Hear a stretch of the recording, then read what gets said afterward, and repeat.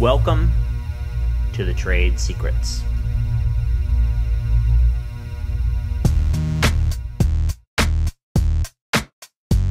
Intellectual property is one of these issues that touches everybody. This series is designed to help bring light to what this law is and how it works.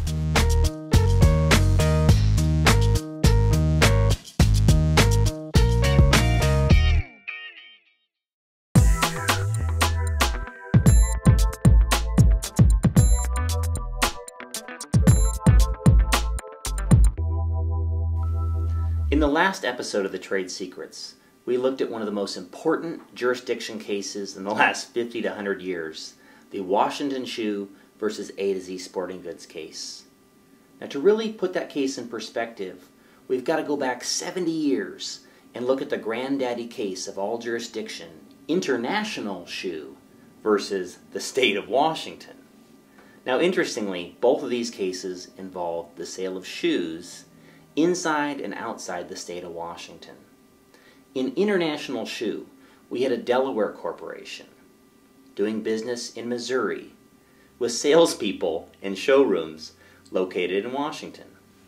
Now, the state of Washington looked at this and they said, "We don't think you're paying us enough taxes. We want unemployment for these salespeople located in our state." International Shoe said, "We're not doing enough business with you. Leave us alone.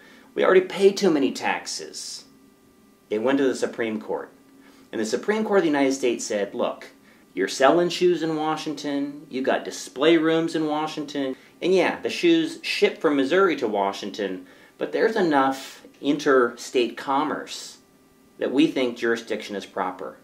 In other words, it was not unfair that this Delaware corporation doing business in Missouri should be sued in the state of Washington and have to pay taxes there, because there was enough business going on.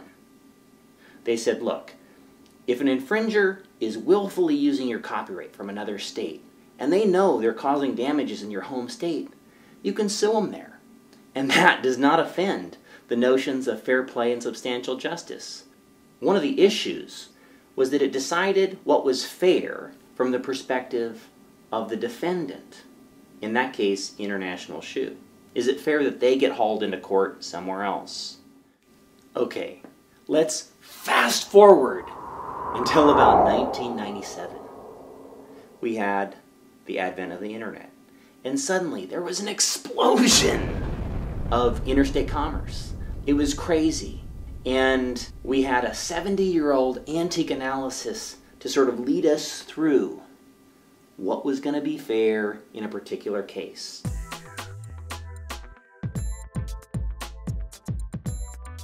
In the next episode of the Trade Secrets, we will take a detailed look at this important, groundbreaking decision.